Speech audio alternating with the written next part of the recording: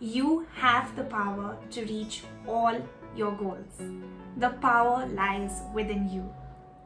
If you scoffed at this and you said, yeah, right, then maybe this episode isn't for you, or maybe it is meant especially for you.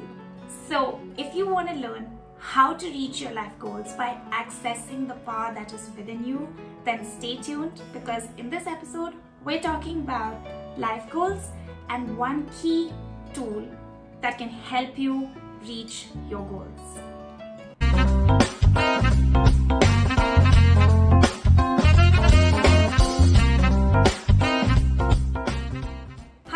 Welcome back to Up It and the Actionables podcast. This is Peyton. I'm a performance life coach. For those of you who are new, welcome to this channel. And for those of you who are returning viewers and listeners, thank you for tuning back in.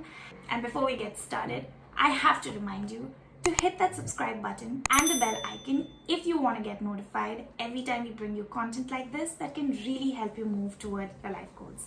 And now we are going to go within.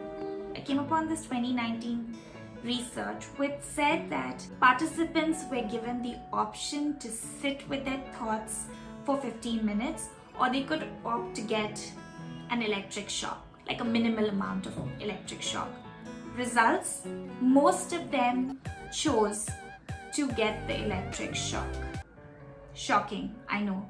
And as bizarre as that might sound, a lot of people have trouble sitting quietly with their thoughts. And this brings us to sitting quietly with our thoughts, which is popularly called as meditation. So in this episode, we're going to discuss how meditation can actually help you with what you're trying to achieve. Even though there is so much science to suggest that meditation can actually help you with your physical and mental well-being, why do most people not practice meditation? Well, could it be these reasons? One is, I don't know how to meditate. Really, in this day and age, you have YouTube to teach you how to. So come on, this cannot be a reason, right? Second is, I cannot sit quietly and not think. Well, if you are a healthy, functioning human being, then the chances are that you cannot turn off this brain. And no, meditation is not about controlling your thoughts. In fact, it's just about observing your thoughts. Third, is it because you believe that you don't have the time? Now, come on. Now, this not having time excuse, I'm not even going to talk more about it, right? Because right now we are at home. So you have all the time. So the time excuse is not going to fly. Or could it be because you don't know how to get started? If you said yes to any of these objections, then continue watching or listening, because we are going to jump into the benefits and also how to start your very own meditation practice that works for you.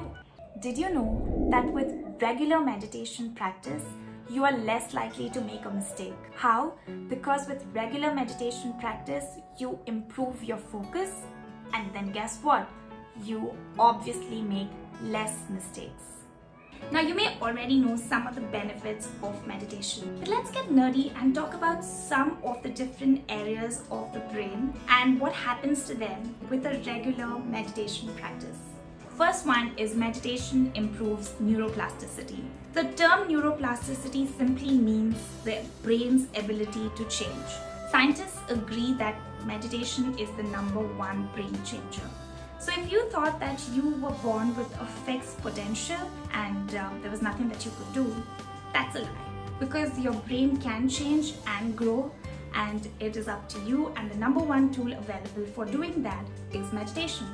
Whether it's the coronavirus, your relationships, your career, or something else that's got you stressed out, the fear center of your brain, which is the amygdala, gets activated. However, with a regular meditation practice, you can shrink your amygdala and you can instead activate the prefrontal cortex of your brain, which helps you to reduce your stress levels dramatically. Third, if you want to become more smarter, intelligent, the part of the brain that you want to activate is the prefrontal cortex. It's also called the emperor brain. Will help you improve your IQ and you're more smarter, which is a good thing.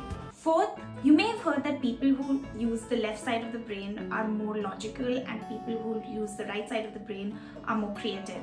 However, scientists have now proven that with meditation, it is possible to use your entire brain and not just the left and the right side. With a regular meditation practice, you can create something called as a hyper-connected bridge, which connects both your left and the right hemispheres or the sides of the brain, helping you use your entire brain. So you need not just be a logical person or a creative person. You can be both. Fifth, I'm sure this has happened to almost every one of us. There are times when you forget someone's name or where you've kept something. Now that happens because as the brain ages, we tend to have something called as wear and tear of the brain. With the regular meditation practice, what happens is you increase the hippocampus area of the brain, which is associated with memory and learning. So if you want to improve your memory and learning, it is a no-brainer. You may want to consider meditation. Sixth is when we tend to feel disconnected or lonely, and especially right now it's more likely, what happens to the parietal lobe of our brain is it tends to get overheated. With a regular meditation practice, this overheating of the parietal lobe of our brain can be cooled and reduced and help us to overcome feelings of loneliness, depression even, and make us a lot more happier, which is a fantastic thing. Don't you agree? Seventh is if you want to get promoted at work or you want to be generally a well-rounded individual and have better human relationships, then you need a different kind of intelligence, which is called the emotional intelligence or EQ. Now, the part of the brain that is responsible for our EQ is the EQ command center. How meditation can help us is by it increases and improves our EQ, making us more loving, compassionate, and generous human beings. So by being less stressed and with the improved brain function, you obviously improve your productivity and also in the process become more loving, compassionate human being.